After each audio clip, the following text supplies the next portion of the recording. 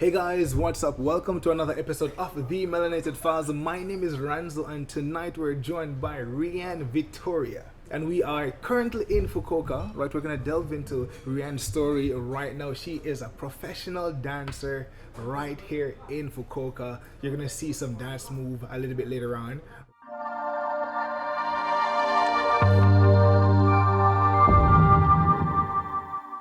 So, can you introduce yourself to the world, Riane? Okay. Hello, my name is Riane Victoria. I'm from London, Britain, and I've been living in Japan for 4 years, and I moved to Fukuoka in September of 2019. Okay, so where were you prior to Fukuoka? Saitama, but literally on the edge of Saitama, so basically Tokyo. So, why Japan? Well, that's a big question. Because I've always been interested in Japanese culture. When I was like 12, 13, my sister's now husband, he had the first Naruto series. Okay. And I was into like Buffy and all that kind of stuff, and he played it. He played the Naruto series, and I was like, what is this? And I just fell in love with anime and manga. And then, some Japanese songs I got into. I started liking Japanese music, and that directed me to K-pop. Okay. And I fell in love with K-pop. Okay. Especially the dancing.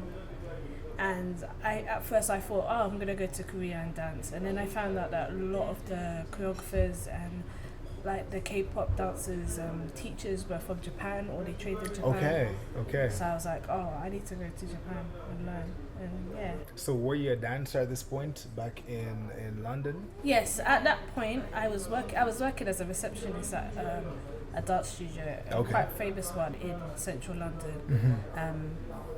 So yeah, I wanted more of the dance world, but at that time of my life, I didn't feel like I was progressing really fast, and I didn't know my style. I was taking all these lessons, but I still hadn't found like me.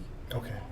And yeah, that's what I loved K-pop, because it wasn't too sexy, but it was like in the middle, and it was bright and colourful, and it had all these different dance moves. Like, it wasn't just one genre. You would see ballet, hip hop, jazz all in one dance video, and that's what I wanted to do.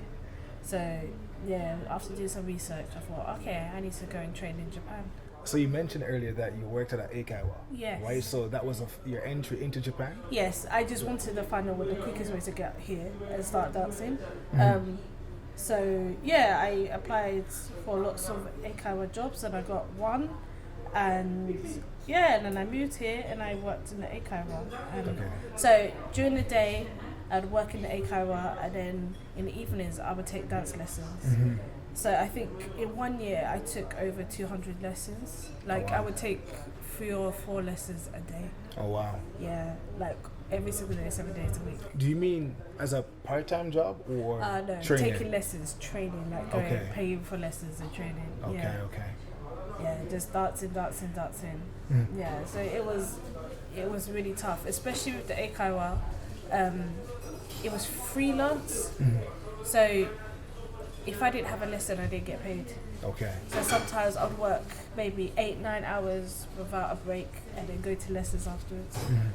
Oh yeah, it was really tough. Okay. So when did you make the transition from being a teacher to a professional dancer? So what happened was, whilst I was at the eikaiwa, a friend of mine who was working there saw a post on Gaijin Pop. He said, this company's looking for dance teachers, and he thought it would be good for me. So I applied. They replied back to me, and they said, "Okay, come for an interview." I went to the interview, and they asked me to. They played music, and I had to dance to it. Then I had to dance to my own music, which I did. And then they, on the spot, they're like, "Here, can you work for us?" And I was like, "Okay." And yeah, that's how it happened. So did you just drop the eikaiwa job and just hopped on that? Yeah, the same day? How was it? What was the transition like? I think I didn't literally not on the same day, because I had to wait a month, tell my clients I was saying goodbye and everything. But no, I was like, peace out. I was like, bye everyone. Like, I was teaching adults. Okay. English. Okay. I'm not an English teacher. How was that experience, like briefly? So when it comes to teaching in Japan, there's a lot of cultural etiquettes that I didn't know. And coming from South London, where it's really good to be honest and it's really good to be yourself. Yeah, in the AQI it's not like that. So I did struggle a lot teaching, especially adults. So in terms of interacting with them or culturally? Everything, like always smiling, always being up, always not like giving your honest opinion, always being very soft and gentle. You have to go with it's kind of weird. So a client has a perception of you, and you have to try and fit that perception as much as possible. I see. Even if you don't agree with it, if it's like, that's not me. So, funny enough, a lot of my clients would ask me, oh, so when did you move to England? And I was like, oh no, I was born in England. Okay. They were like, no. No, you wasn't. And I'm like, yes, A little bit too much melanin for that. Yeah, I'm like, but on TV, I see no black people. And I'm like, I don't know what to say to that. I don't know. Yeah, so things like that. Okay. Yeah, I can't fit. You want me to lie about who I am just to fit your This is that. Okay. But you came for dancing, right? And Yes. English teaching was just a vehicle. Yes, it was just a Right. vehicle. So now you're doing what you love, right? What was that like? The experience. What is it like actually? Now, when I first started doing it, it was like, I'm doing like my whole life, this is all I wanted to do. Wow. I've always wanted to be a dancer. When I was a child, my mum would beat me because I used my good church shoes to tap dance in the kitchen. Oh, wow. She would beat me. She was like, do that. I've always wanted to be a dancer. So the fact that I am actually now a professional dancer, but at the same time, I'm not supposed to be doing anything else. This is what I'm supposed to be doing. So after I've gotten over the shock, I can't imagine doing anything else. I am a dancer. You can't tell me anything. Yeah. Yeah. Like, So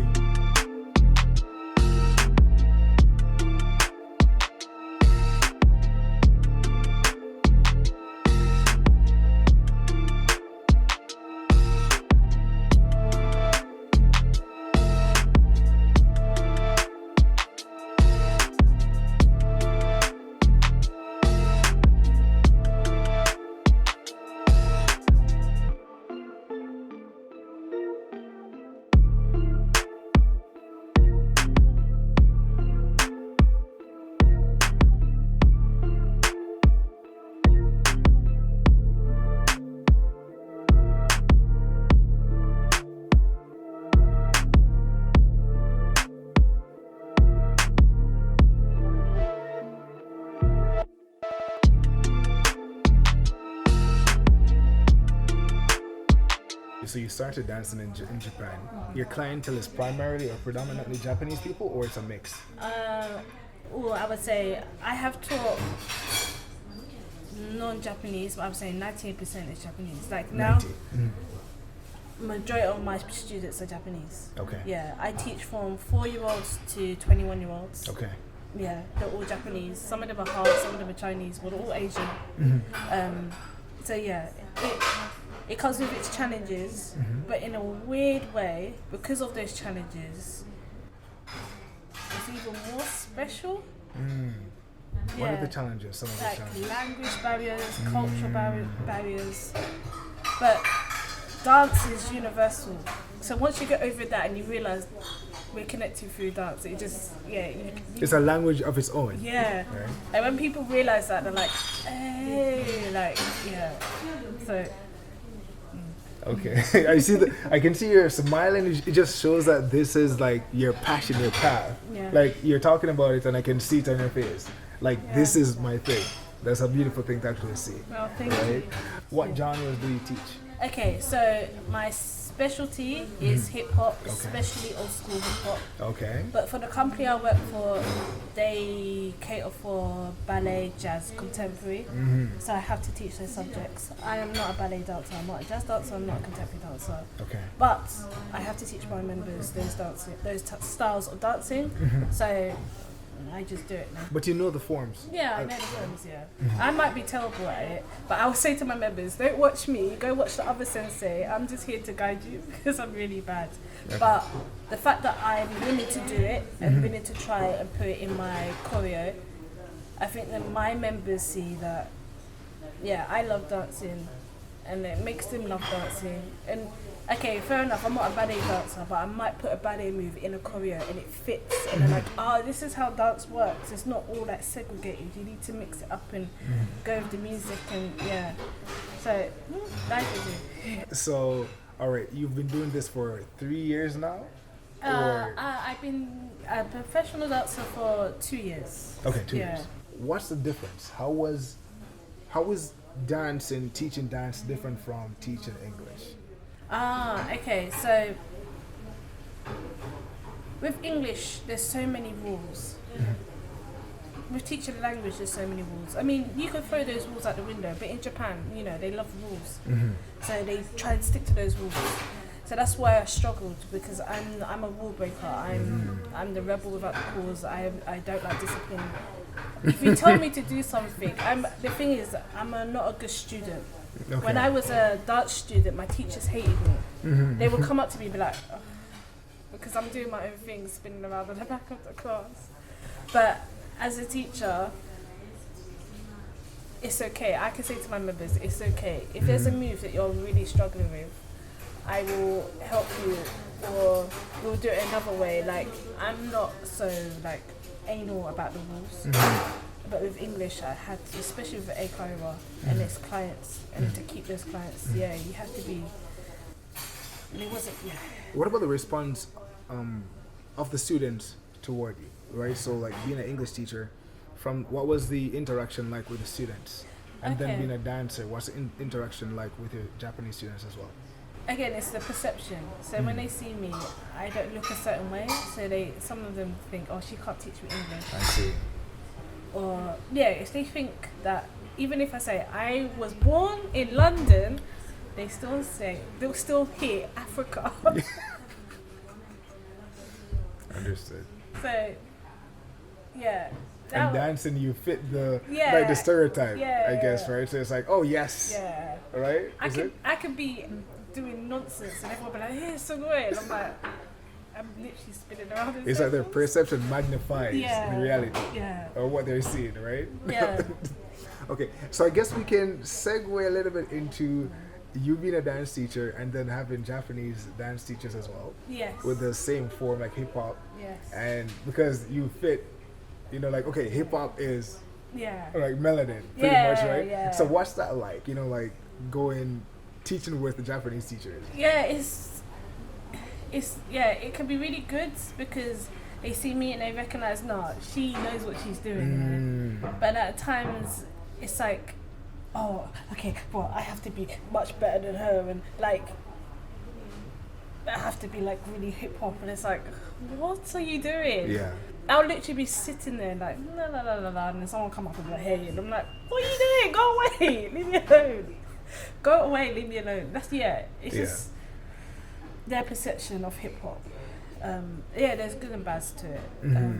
It is kind of hard to make friends because, again, it's that perception. They have a perception.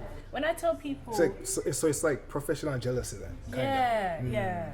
When I tell people I'm from Britain, they're like, oh, but you dance like an American hip hop dancer, and I'm like, what? Okay, yeah.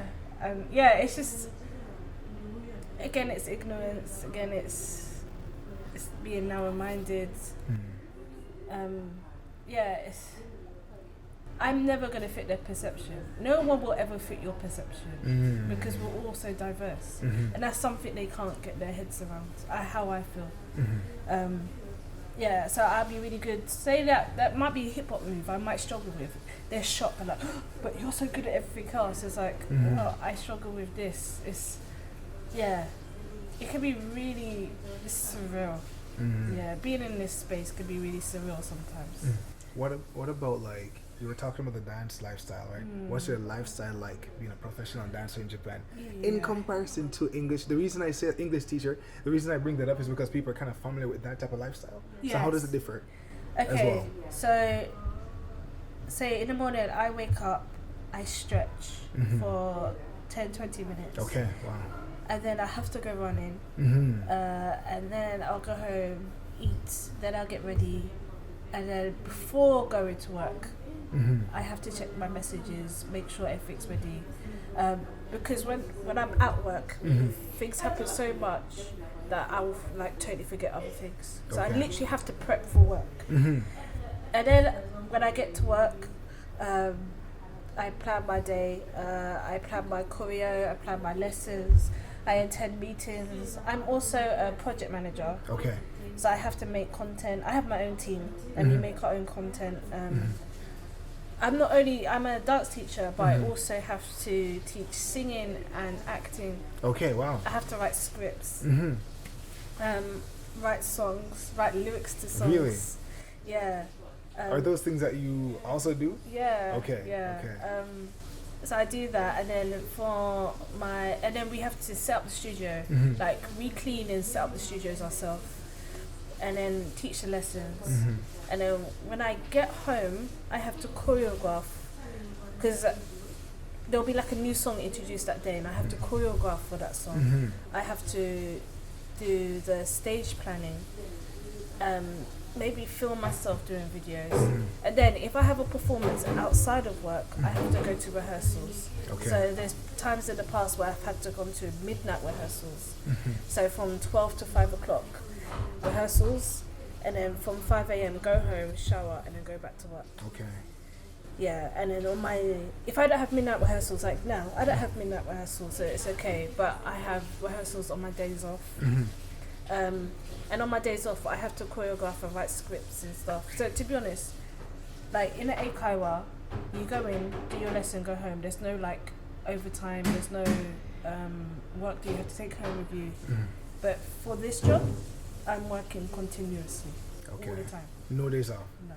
Oh, wow. So, what are your ambitions for life in Japan in the next 3 years? Like, what's the future looking like for you? So now I've started a website, and what I want to do is connect all the foreign dancers here, because I don't think we get enough recognition.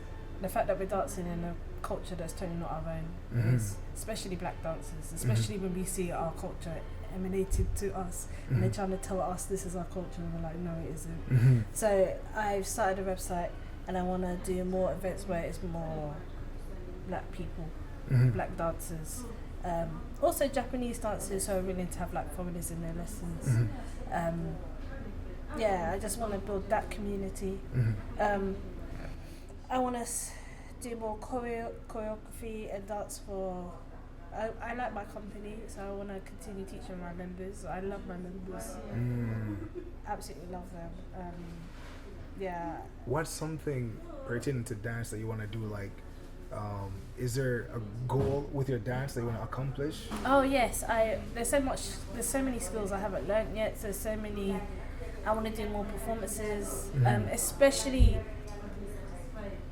doing performances in Japan is really different from how I experienced them back home. Okay.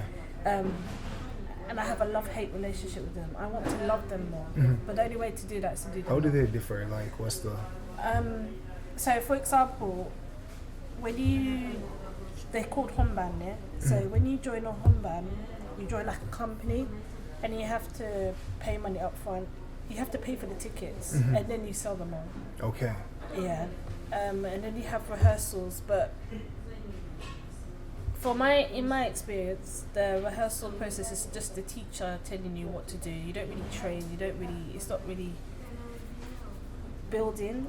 More of the building is after the performance. For me, it can feel quite isolated. So I just want to get used to it and do more and build my experience. What has your black experience been like in Japan so far in comparison to South London?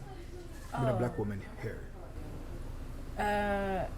Sometimes feel like I'm the only black woman, where literally I could just look outside and there'll be a whole sea of black women in London, here being the only black women, being stared out constantly, always just feeling like the odd one out.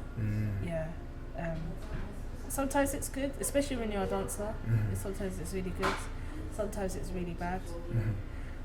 It's yeah, I just take it day by day. Okay. Where can people find you online? Oh, you can find me on Instagram, XXRIRI30XX, Twitter. I'm more on Twitter. I like Twitter a lot.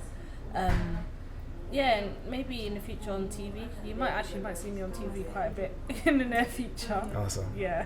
Guys, thank you so much for watching. If you enjoyed this video, please give it a big thumbs up and remember to subscribe to this channel for weekly videos on the Black experience across the globe. Until next time, bye for now.